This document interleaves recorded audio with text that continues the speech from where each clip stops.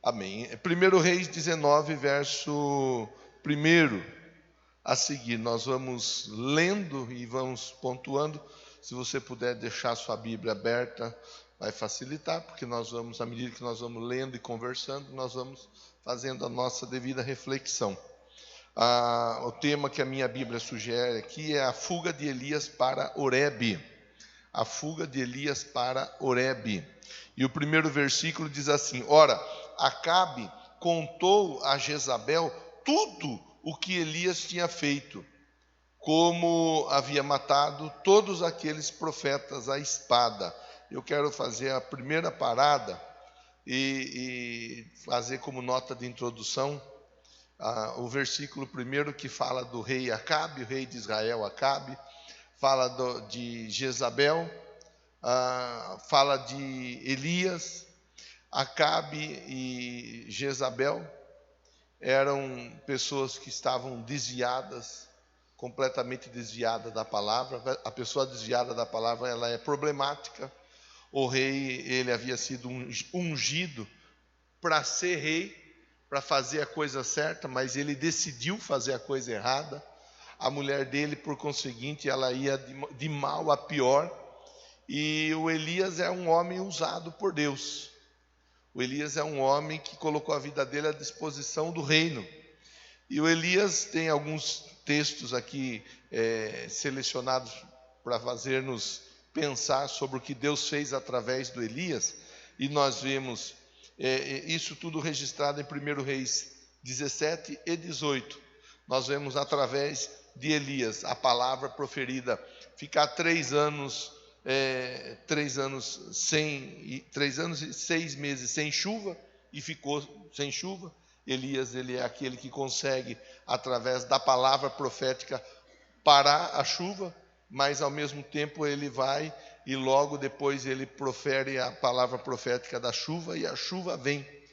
O Elias, ele é aquele que multiplica, é usado por Deus na multiplicação do azeite e da farinha na casa da viúva, na região de Zarefate. Então havia ali naquela casa uma escassez tremenda, mas através da vida do profeta Elias, a abundância e a prosperidade chega naquele lugar.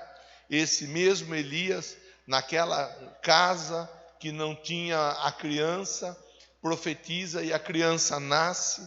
Assim que a criança nasce, ela cresce, e após um período de tempo, essa criança vem a morrer, e o Elias, ele é usado por Deus para ressuscitar essa criança. Então nós falamos de um homem que era usado por Deus. Nós falamos de um homem cheio da graça de Deus, cheio da unção, cheio do favor de Deus. Ainda hoje nós conversávamos na escola bíblica sobre a importância de você ser cheio de Deus, a diferença de você ser um cristão e a diferença de você ser um cristão cheio de Deus. Quando você é um cristão cheio de Deus, Deus te usa de uma maneira poderosa, de uma maneira audaciosa, de uma maneira ousada. O Elias, ele era assim. Ele era uma pessoa cheia de Deus. E sendo ele cheio de Deus, são registrados na história do Elias grandes feitos. Interessante que Tiago, quando ele vai falar do profeta Elias, ele diz assim: Elias era homem sujeito às mesmas paixões que nós. O Tiago, ele diz na carta, o Elias era uma pessoa comum. Ele não era um super-homem, ele não era um super-crente. E você cansa de me ouvir falar aqui a respeito de nós tomarmos esse cuidado de não pensarmos ou nos sentirmos como super-crentes, né? Nós não somos super-crentes. A Bíblia mostra que o Elias era uma pessoa usada por Deus de maneira poderosa, mas ele era alguém que tinha as mesmas dificuldades que todos nós temos, e o texto que nós vamos fazendo, a leitura, vai nos mostrar o tamanho da fragilidade do Elias, mesmo ele sendo um homem usado por Deus. Então, meu irmão, minha irmã, se eu posso, nesta nota de introdução, eu chamo a sua atenção para uma seguinte situação. Há um tempo atrás, o pastor Afrânio esteve ministrando aqui num sábado, aos jovens, adolescentes e juniores no nosso formigueiro. Ele esteve ministrando e ele falou a respeito dos super-heróis, e para cada super-herói que ele apresentou, ele mostrou que todo super-herói tem uma fraqueza. Entre os tais, eu vou dar um destaque ao Superman, que a fraqueza do Superman é a criptonita. Quando ele é exposto à criptonita, a força dele acaba sendo diminuída, ele é enfraquecido. O cristão, ele não é um super-homem. Se nem super-homem tem poderes incondicionais, quanto mais nós. Todos nós estamos sujeitos a fraquezas. Então, o Elias era uma pessoa, e quando nós falarmos do Elias, nós vamos pensar, era uma pessoa cheia de Deus, usada por Deus, mas com fraquezas, como qualquer um de nós. O texto diz que o Acabe estava chateado com Elias, ele conversa com a mulher dele, a Jezabel, quer dizer, uma família que estava afastada, desviada, uma família que estava cheia de dificuldade na sua vida espiritual. Eles haviam valorizado os postes ídolos, os falsos ídolos, Baal e Aserá, no reinado de Acabe, tinham espaço e tinham liberdade de ser cultuados, e através do profeta Elias, esses falsos ídolos, eles são colocados por terra. Isso gera contra a vida do Elias uma perseguição. Então o Acabe, ele fala com a esposa dele, com a Jezabel: olha, é o seguinte, os profetas de Baal, de Aserá, todos eles caíram por terra. E o resultado, ou a culpa, a pessoa responsável por esse tipo de dificuldade é o Elias. O Elias foi quem fez isso. E a Jezabel, quando ela ouve essa informação, o verso de número 2 diz assim: por isso Jezabel mandou um mensageiro a Elias para dizer a ele que os deuses me castiguem com todo rigor, caso amanhã, nesta hora, eu não faça com a sua vida o que você fez com a deles. A Jezabel, ela fica tão perturbada, mas tão perturbada, que ela manda uma mensagem. E ela manda uma mensagem ameaçando tirar a vida do Elias. O Elias era um homem de Deus. O Elias, ele era cheio de Deus. Através do Elias, sinais e maravilhas já haviam acontecido. Mas agora o Elias, ele se vê diante de uma situação inusitada, porque ele está sendo perseguido. A cabeça dele foi pedida. E como é que ele vai se comportar diante dessa situação? Um ponto que eu acho válido nós colocarmos na nossa reflexão.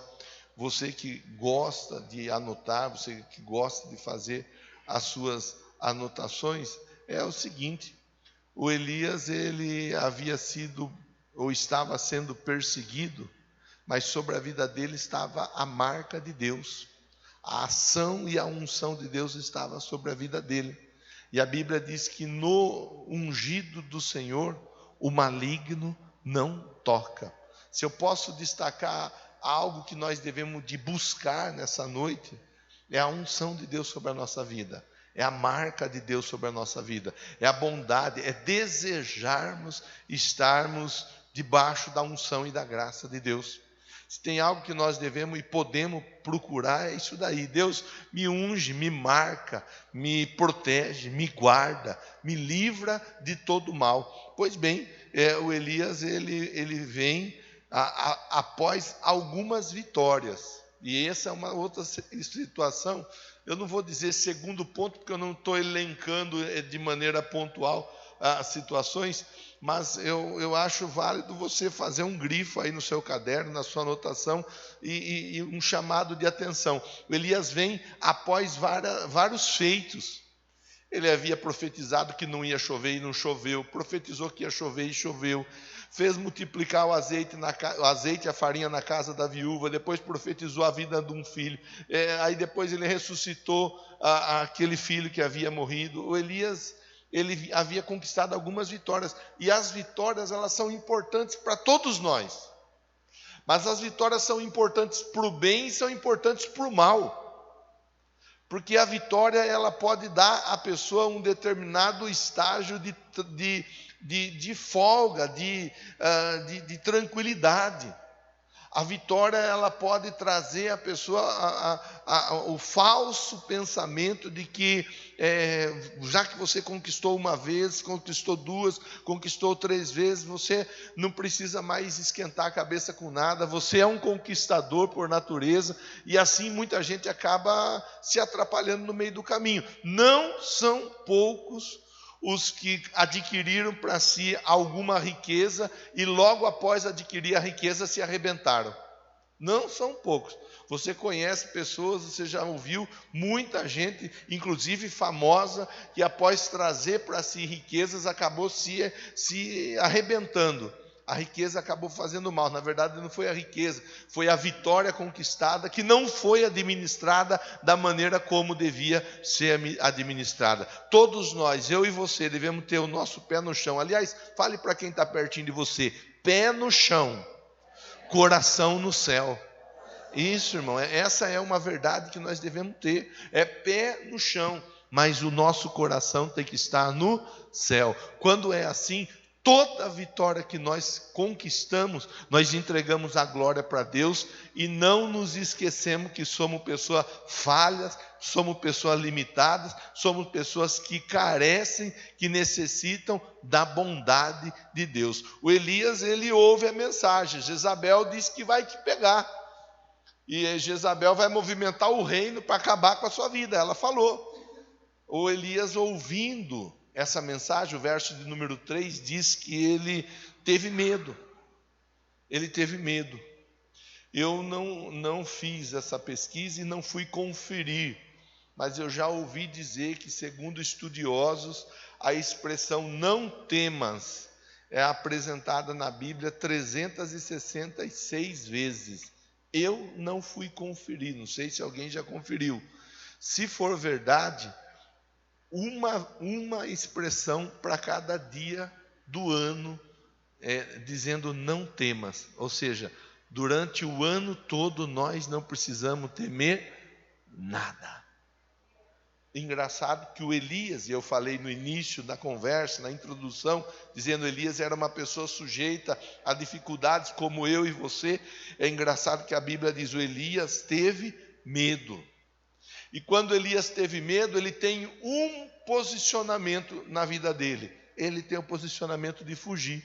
Ainda ontem eu iniciei uma sequência de reflexões aqui no sábado, denominada Os Inimigos da Fé.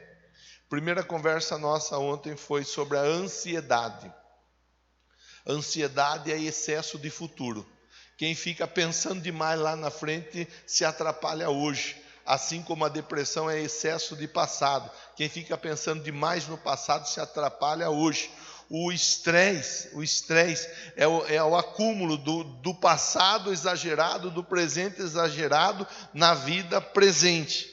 E faz com que a pessoa fique totalmente estafada, cansada, esgotada, chateada, preocupada e até encolerada, raivosa, irada.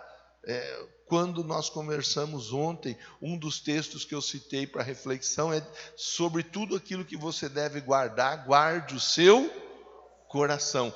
Parece que Elias, ele nessa lição de casa aí, ele deixou a desejar.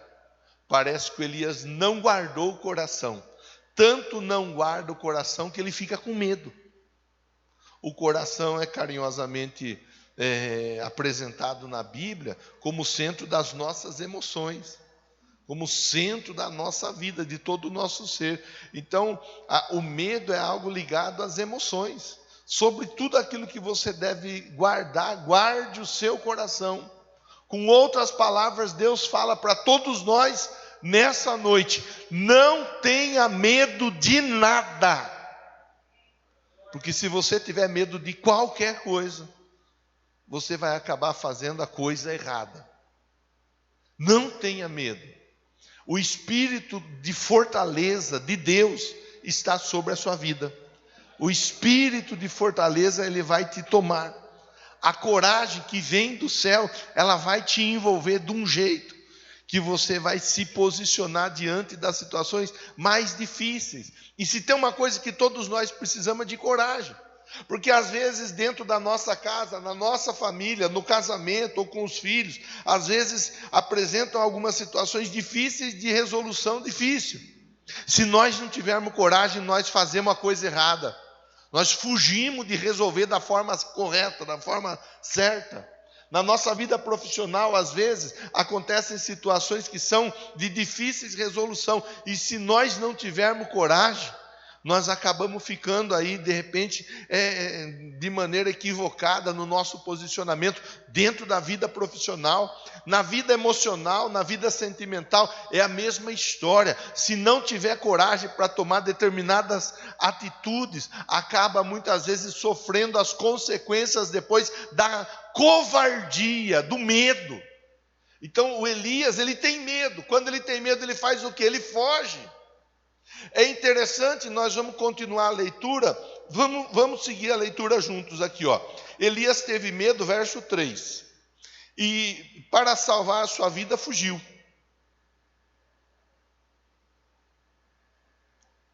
Foi para Berseba de Judá e deixou seu servo. Entrou no deserto caminhando um dia. Chegou a um pé de giesta. Giesta é uma espécie de plantação que dá uma flor.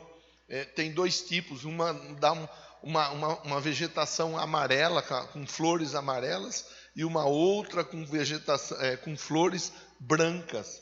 O Elias, ele vai para um lugar, e ele, chegando até esse pé de giesta, ele vai embaixo daquela árvore, daquela plantação, ele senta ali debaixo, ele ora pedindo a morte. Veja, preste atenção. O que a Jezabel queria fazer com ele? O quê? Se a Jezabel queria matar, por que ele fugiu? Por que ele se deslocou para um outro lugar e naquele outro lugar ele começa a orar pedindo: Deus me mata? Se ele queria morrer, ele não precisava fazer nada. Era só ele ficar onde ele estava. Bom, eu estou querendo morrer mesmo. Ela quer me matar, então juntou o queijo com a goiabada. Pronto, vai dar negócio. Ela vem aqui, manda os soldados que ela quiser mandar. Eles vão me matar e está tudo em ordem, está tudo bem, não vai ter problema nenhum. Sabe, veja quando uma pessoa ela está com o seu emocional afetado. Ele foge para não morrer, mas na fuga dele ele pede para morrer. Ele para debaixo do pé de giesta, da árvore chamada giesta, ele se senta, ele pede a morte, aí ele faz, na oração dele, ele apresenta algo dizendo: eu já tive o bastante, Senhor, tira a minha vida, não sou melhor do que os meus antepassados. Agora ele faz uma avaliação dele mesmo. Olha, eu já conquistei algumas vitórias. E parece que há uma falsa modéstia aí da parte dele. Eu não sou melhor do que os meus antepassados. Se eu continuar vivo, eu vou continuar desfrutando e conquistando mais e mais vitórias. Eu não sou melhor do que ninguém. É melhor eu morrer hoje. É melhor o Senhor tirar a minha vida hoje. Essa é a oração, essa é a conversa dele. Veja que ele conversa com Deus, aí verso 5 diz assim, ó: depois ele se deitou debaixo da árvore, e ali ele dormiu. É matéria de estudos entre psicólogos e psiquiatras, o comportamento do Elias. Porque o Elias apresenta um quadro depressivo. Ele apresenta um quadro depressivo porque ele está amedrontado, ele está em fuga, ele está desorientado, agora ele quer dormir, o posicionamento dele, a vontade dele é de dormir. Veja, estamos no verso de número 5, e de repente um anjo tocou nele e disse: levante-se e coma. O anjo estava observando tudo o que estava acontecendo com ele. E o anjo enviado da parte de Deus vai até ele e diz para ele fazer duas coisas. Primeiro, se levantar.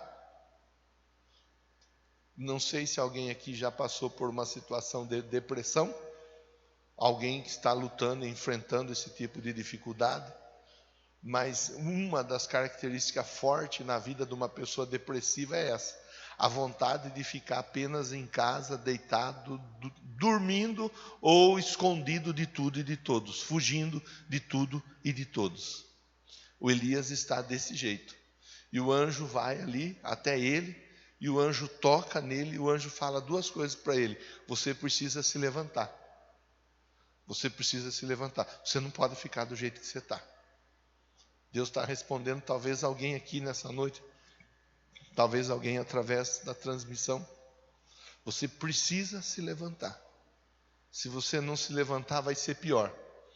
Mas não é apenas se levantar, é se levantar e se alimentar. Duas coisas importantes que qualquer um de nós precisamos tomar o devido cuidado. Não ficar entregue a ponto de queremos ficar apenas deitado e dormindo. E segundo, nos alimentar, de alimentar bem.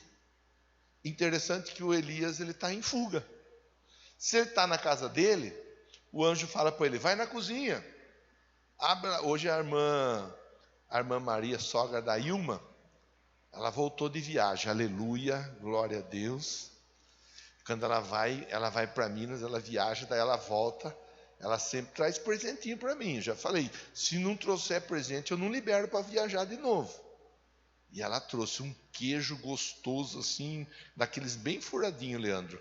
Sabe, queijo furado é queijo gostoso.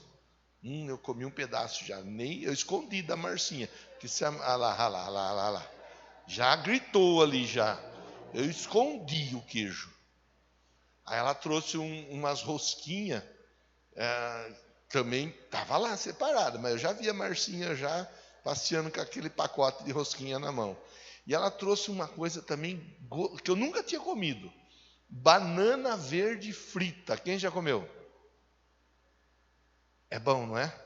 Eu pensava, na minha simplicidade, eu pensava que era banana milanesa verde, umas bananinhas verdes. Eu pensei que foi, mas não é. Quando eu fui olhar lá, falei, eu vou dar uma olhada nisso daí, como que é, né? Aí eu fui olhar, parecia sucrilhos. Já gostei, porque eu gosto de sucrilhos. Era do mesmo jeito, a banana bem fininha. Aí eu experimentei, ela é fritinha, ela parece batata Ruffles. Aleluia. Eu comi um pouco, aí eu falei para o Luiz, experimenta, filho. Ele gostou. Se ele gostou, tem que esconder, porque se eu não esconder, a hora que eu for voltar lá, já foi. Agora tem que esconder dele e da Marcinha. Então eu estou na roça lá, você interceda por mim. Que eu tenho um queijo, eu tenho a banana verde e eu tenho o biscoito, que eu tenho que esconder dos dois para eu poder comer também. Se ele está na casa dele, se o Elias está na casa dele, o anjo fala para ele: vai lá no armário da sua casa, pega alguma coisa para você comer. Vai na geladeira, abre a geladeira lá, come alguma. Assim que não tinha geladeira na época, mas tinha lá os meios deles manterem os alimentos conservados. Vai lá e come. Ele não estava. Ele estava fora de casa. Ele estava na estrada. E a Bíblia diz que o anjo fala para ele: levante e coma. Veja como Deus trabalha, irmão. Veja como Deus cuida de todos nós. Ele cuida de um jeito assim, ó, que nós não fazemos nem ideia. Veja, verso 5. Verso 6. Elias olhou ao redor, e ali, junto da sua cabeça, havia um pão assado. Havia o quê? Pão assado. Você já foi na padaria alguma vez para buscar pão e falaram para você: não tem pão, vai demorar 10 minutos, para sair? Já foi, sim ou não? E dá uma raiva, né? Parece que quando você está com fome ou com vontade de comer pão, 10 minutos parece 10 dias. Meu Deus, 10 minutos, mas nossa, 10 minutos é muito. Na frente da padaria ali, 10 minutos parece que é uma eternidade. O Elias, ele tem na cabeça dele, do lado da cabeça dele, pão assado sobre brasa quente. Na padaria não tem pão, mas no meio do mato onde o Elias estava tinha pão. Aleluia. Você está pegando essa mensagem aí, sim ou não? Deus está dizendo para você de um jeito muito claro. Nos lugares convencionais você não encontrou, mas onde você menos espera você vai encontrar. E da mesma forma, ele vira e vê um jarro com água. Então Elias ele encontra pão assado e quentinho sobre a brasa. Imagine colocando a margarina no pão, começa a derreter a margarina, aleluia, é de Deus. Imagine. E aí ele vai saciar a sede dele. A água no jarro, geladinha, fresquinha, pronta para beber. Interessante que a Bíblia diz assim, ó: nem só de pão viverá o homem, mas de toda palavra que procede da minha boca, diz o Senhor. E ele ainda diz: aquele que crê em mim, do seu interior fluirão rios de água viva. Na vida do Elias ali, tinha pão assado e tinha água fresca. E ele estava passando por um momento adverso. O que eu aprendo com isso, pastor? Que você pode de repente estar vivendo um momento difícil, passando por uma situação adversa. Você pode de repente estar enfrentando um momento mais crítico da sua vida. Talvez você chegou aqui esperando Deus falar com você através da minha vida, e você até pediu para Deus me usar para falar com você, e Deus está me mandando dizer para você assim: olha, eu sou o seu refúgio e a sua fortaleza, e eu sou o seu socorro bem presente no momento da adversidade. Pode passar por dificuldade que for, eu estou ali com você. Eu falei nos cultos da manhã, vou falar agora à noite, apenas a título de pensar. Tem uma música do Duduca e Galvão. Dalvan? É? Quem tá me corrigindo aí?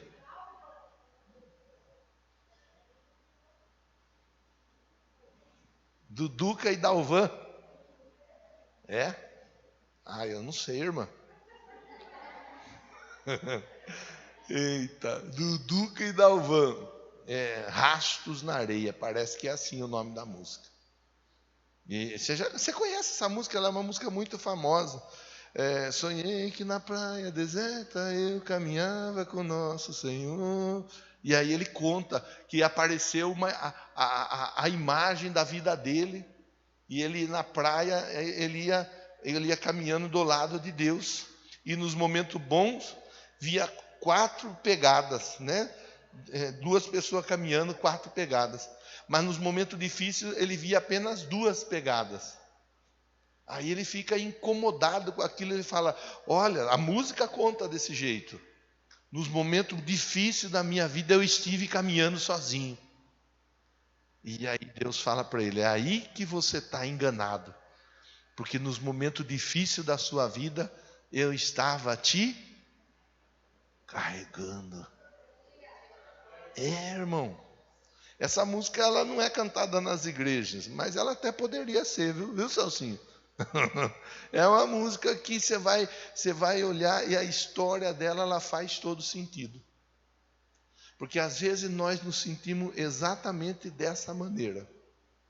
Nós nos vemos assim, pensamos que nos momentos mais difíceis nós estamos sozinhos.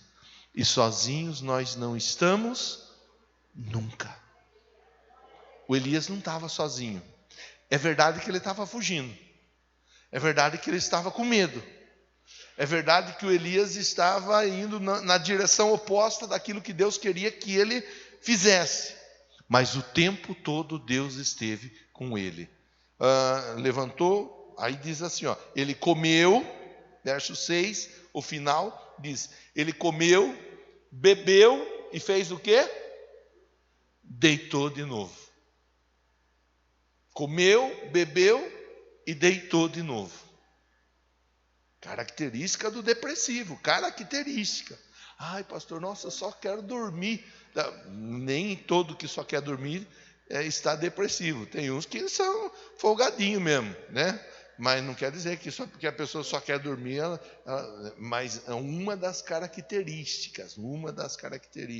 Verso 7. O anjo voltou, o anjo do Senhor voltou, tocou nele de novo e disse: levanta-te e coma, pois a sua viagem será muito longa. Fale para quem está pertinho de você: você tem uma longa viagem a percorrer. Não deixe faltar alimento. Eu quero ainda, dentro desse ponto, de provocar a pensar que nós estamos no dia 20 de novembro. Ainda temos mais 10 dias para finalizar novembro e temos mais 30 dias para finalizar o ano de 2022. Sobre a nossa vida há uma promessa, a promessa de uma nova história. Ainda tem muita coisa que pode acontecer na sua vida. Pastor, olha, eu já não acredito mais. Eu não vou falar o nome. Ou também, se eu falar o nome, não vai atrapalhar, não vou ofender ninguém. Hoje de manhã,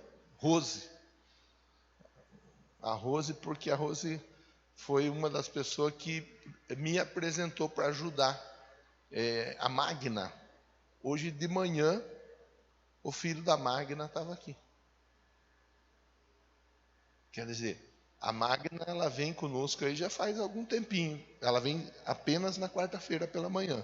Mas toda quarta pela manhã ela está aí. Nossa primeira conversa foi: pastor, me ajude, porque a minha família está virada de ponta cabeça. A gente está tentando se ajustar, está difícil, algumas coisas difíceis de se ajustar lá. Faz uns 6 meses, 8 meses, talvez, um pouco mais, talvez. Mais ou menos isso.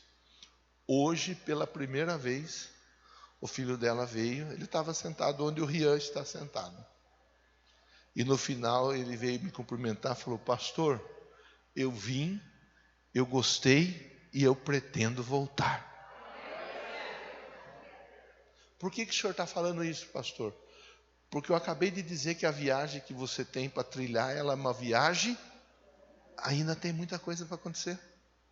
Até o fim desse ano, muita coisa pode acontecer. Eu nem sei se a Magna já sabe ou não. Eu ia mandar uma mensagem, mas eu acabei nem mandando a mensagem. Quarta-feira a gente conversa. Com toda certeza eu vou conversar com uma mãe feliz. Talvez você está orando pelo seu familiar. E talvez você não faz nem ideia que o seu familiar nas próximas horas vai estar aí do seu lado, cultuando. A viagem é longa. Talvez você ora, irmã, pelo seu marido já faz um tempo. E ainda esse ano, de repente, seu marido pode estar junto com você aqui dentro do templo. Irmão, talvez você ora pela sua esposa. Talvez ainda esse ano sua esposa estará aqui do seu lado. Talvez você ora pelo seu filho, pela sua filha, ou pelo seu pai, ou pela sua mãe. E ainda nesse ano muita coisa pode acontecer. Talvez esse ano o patrão vai te chamar e vai te dizer: vou aumentar o seu salário. O povo gosta, né, quando fala que vai aumentar o salário.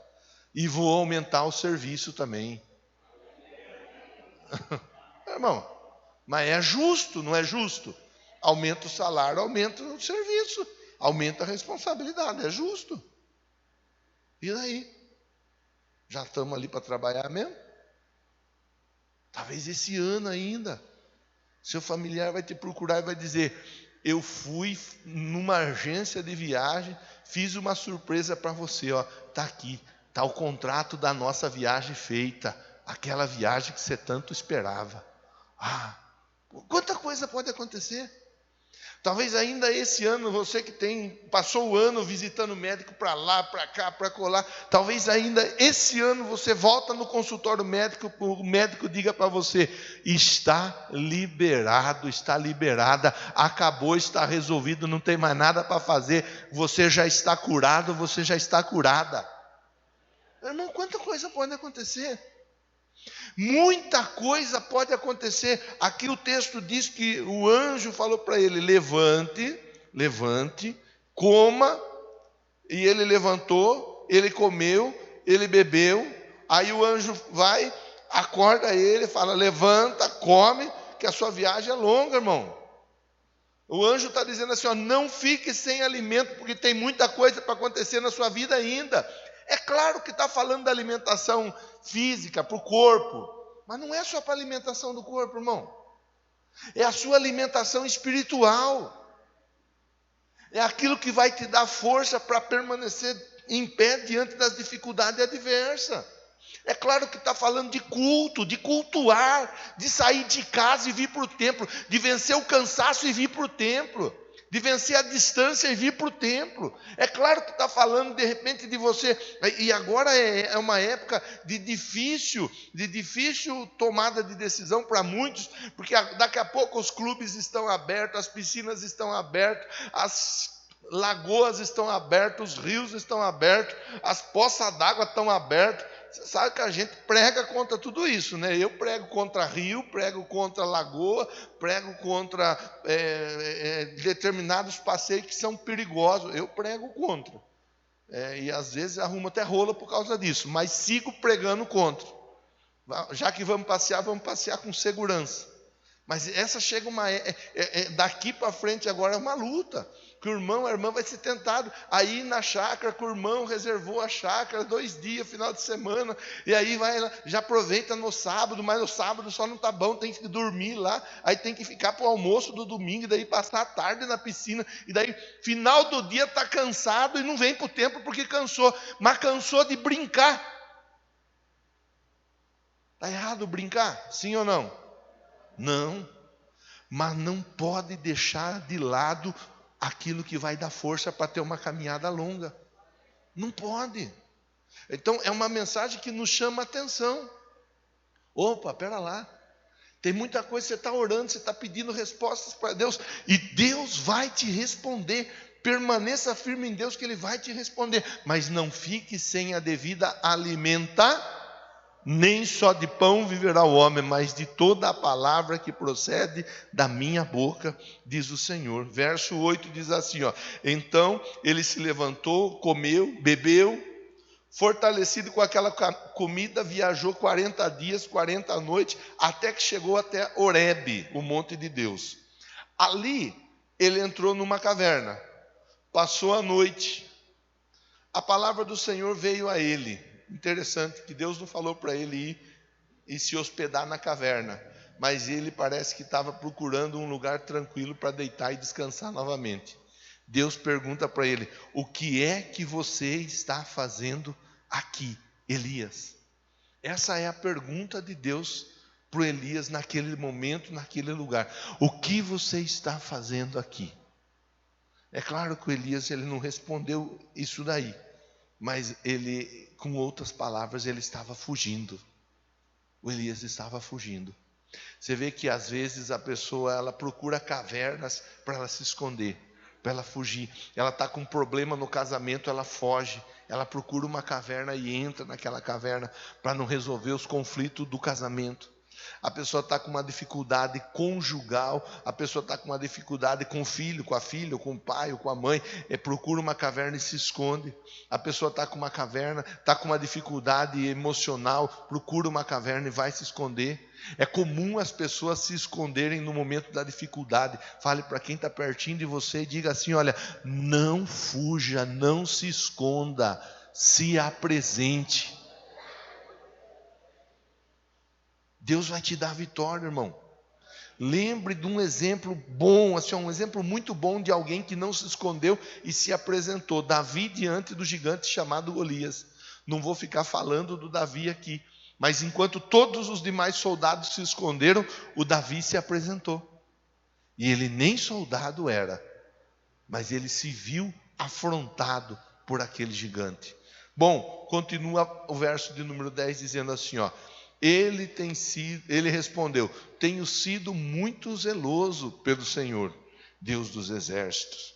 Os israelitas rejeitaram tua aliança, quebraram os teus altares, mataram os teus profetas à espada. Sou o único que sobrou, e agora também estão procurando me matar. Um pouco mais adiante, nós vamos ver Deus falando para ele: ainda existem 7.000 que não dobraram o seu joelho diante de Baal. Às vezes a gente pensa que está sozinho, mas sozinho nós não estamos nunca. Ele está dizendo aqui, olha, eu sou tão crente, mas sou tão crente, Entre os meus irmãos, eu sou o melhor dos crentes. Eu fugi, porque eles ficaram lá, eles morreram. Eu fugi para não morrer. Eu estou vivo. Sou um crente vivo, fugindo. A pastora Kátia falou hoje de manhã e falou com propriedade do Jonas, o fujão. Um homem de Deus, um profeta de Deus, fugindo. Alguém com unção sobre a vida dele, fugindo. Sabe? Se tem uma coisa que nós temos que aprender a viver nessa vida, é viver encarando os desafios e não fugindo dos desafios. O Elias, ele está fugindo. Ele está fugindo. E ele está dando a desculpa dele. Eu costumo falar que de dar desculpa a gente é bom, não é não? E olha a desculpa que o Elias dá. Eu estou vivo, meus irmãos morreram tudo. Os que ficaram morreram. Eu estou aqui, firme e forte. Quem falou que é para você fugir? Quem falou que é para você fugir do chamado que você tem sobre a sua vida? Você tem chamado. Você tem de Deus uma marca sobre você. E os planos de Deus, a Bíblia diz, não podem ser frustrados. Bom, vamos continuar com a leitura. Então, verso 11, olha. O Senhor disse a ele, saia e fique no monte na presença do Senhor. Saia e fique no monte na presença de quem? Vamos simplificar a frase para entender o que Deus estava dizendo para ele. Saia de dentro da caverna e fique atento.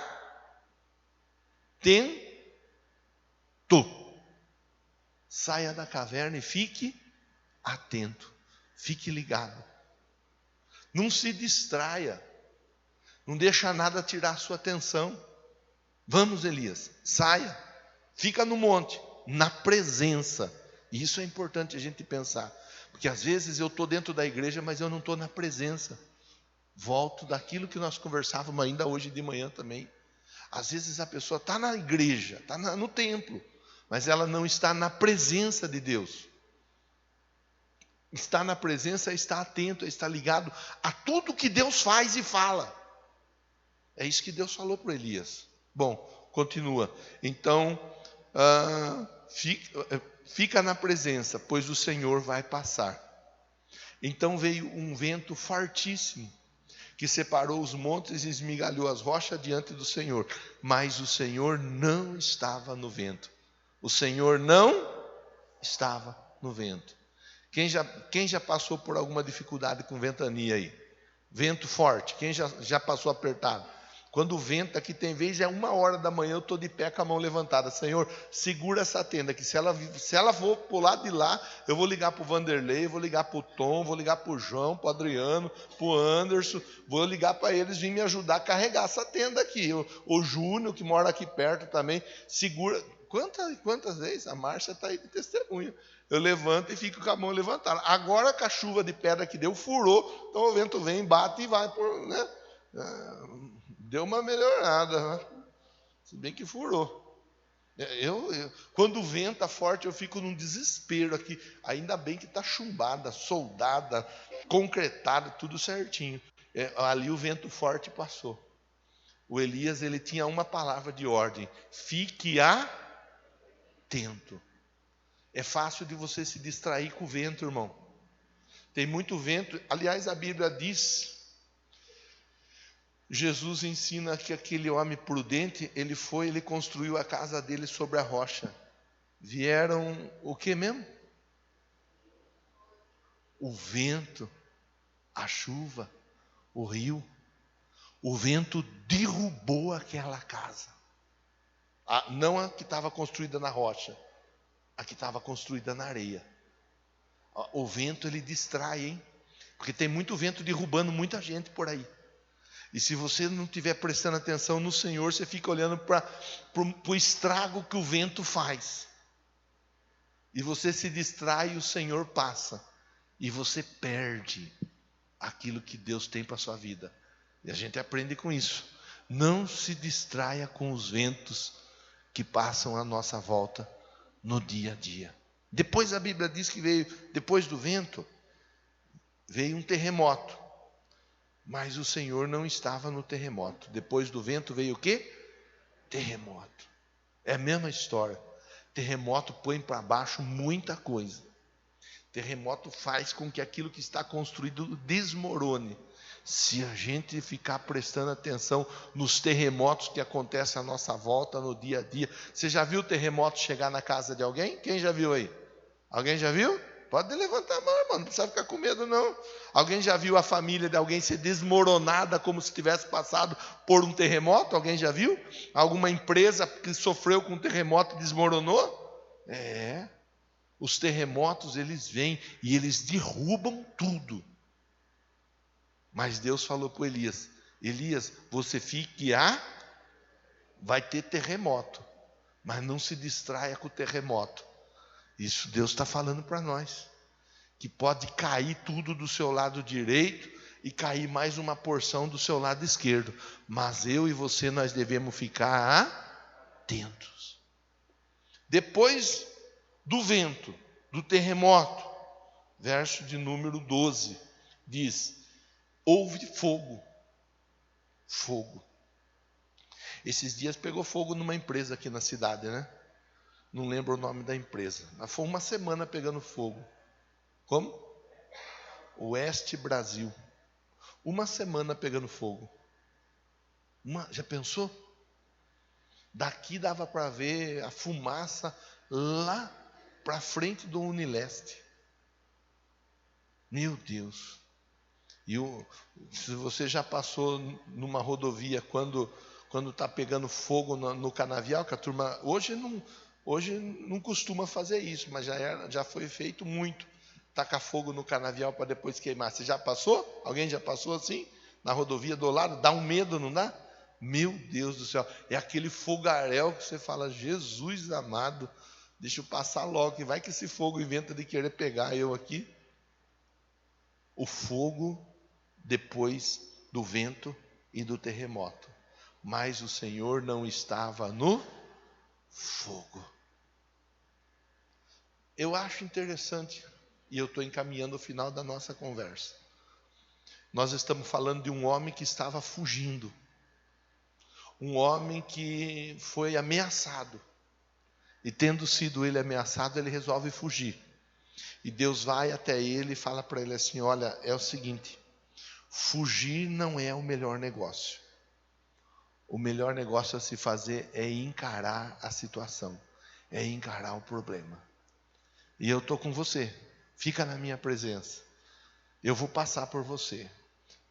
Passou o vento, passou o fogo, passou o terremoto, nada de Deus. Mas depois do fogo, teve o murmúrio de uma brisa suave. Quando Elias ouviu, puxou a capa para cobrir o rosto, saiu e ficou à entrada da caverna. Uma voz lhe perguntou: o que você está fazendo aqui? Não estava no fogo, não estava no vento, não estava no terremoto, estava na brisa suave. A gente aprende que às vezes o que é espetaculoso de Deus não tem nada. E tem gente que gosta de correr atrás do espetaculoso. É melhor ficar com Deus. É melhor ficar atento à brisa suave que traz a unção, a graça, a presença, a bondade e a misericórdia de Deus sobre a nossa vida. O texto diz assim: ele respondeu a pergunta: o que você está fazendo aqui? Tenho sido muito zeloso pelo Senhor dos Exércitos. Os israelitas rejeitaram a tua aliança, quebraram os teus altares, mataram os teus profetas à espada. Sou o único que sobrou e agora estão procurando me matar. Último versículo para lermos e orarmos e irmos embora para nossa casa. O Senhor disse a ele, nós estamos falando de um homem que estava fugindo. O Senhor disse a ele: volte pelo caminho de onde você veio. Vá para o deserto de Damasco. Chegando lá, unja Azael como rei da Síria. Unja Azael. Volta pelo caminho que você veio. Ainda tem coisa para fazer através da sua vida. Aliás, tem alguém para ser ungido por você. Eu acho isso tão jóia, irmão. Enquanto Elias estava fugindo, Deus estava precisando dele para ungir um rei na Síria. Enquanto Elias estava fugindo, Deus estava procurando ele para usá-lo, para fazer através da vida dele a obra. Sabe, se tem uma coisa que nós não podemos e não devemos é fugir. E as dificuldades do dia a dia, elas são muitas. E eu sei que você vai ter ótimas justificativas de repente para fugir. Fugir por causa disso, fugir por causa daquilo, fugir por causa daquilo outro. Mas fugir não é o melhor negócio. Fugir e se esconder não é o melhor negócio. O melhor negócio é se colocar na presença de Deus. E de Deus ser ministrado para fazer o que Ele quer que nós façamos. Deus tem um plano para a minha, para a sua, para a nossa vida. Deus tem um plano para a nossa vida. Deus tem um plano para a sua vida que está aí, que não veio para o templo hoje, mas está cultuando aí. Deus tem um plano para você. Para o Elias, Deus falou: volta por onde você veio. Volta. E na volta você para ungir. Vai ungir o Azael. Volte. Você foi chamado para fazer. Você foi chamado para servir. Você foi chamado para trabalhar. Você foi chamado para ser bênção nas mãos de Deus. E tudo que eu tenho de promessa feita sobre a sua vida, as promessas elas vão se cumprir. Então, meu irmão, minha irmã, o exemplo do Elias aqui mostra para nós uma coisa. Primeiro, não dá para nós fugirmos de Deus. Segundo, Deus não quer que nós fujamos porque Ele está a nos proteger de toda e qualquer situação. Terceiro, tem muita coisa para ser feita através da nossa vida e na nossa vida. E quarto, para finalizar, a nossa nova história está sendo escrita. Talvez tenha pessoa que está aqui que passou a vida fugindo.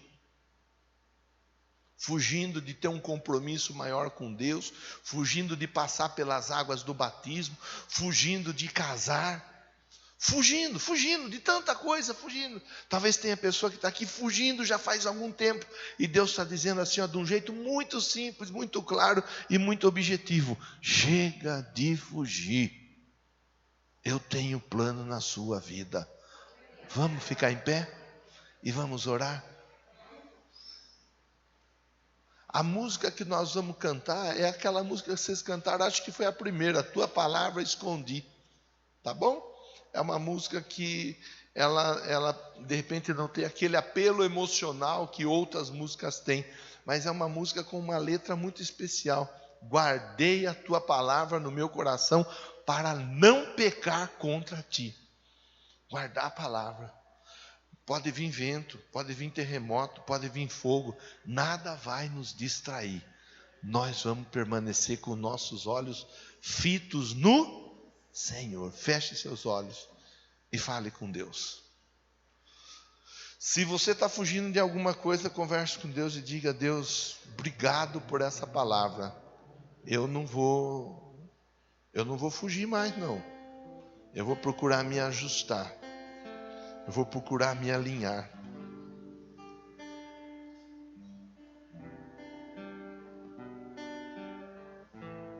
Fale com Deus. Vai conversando.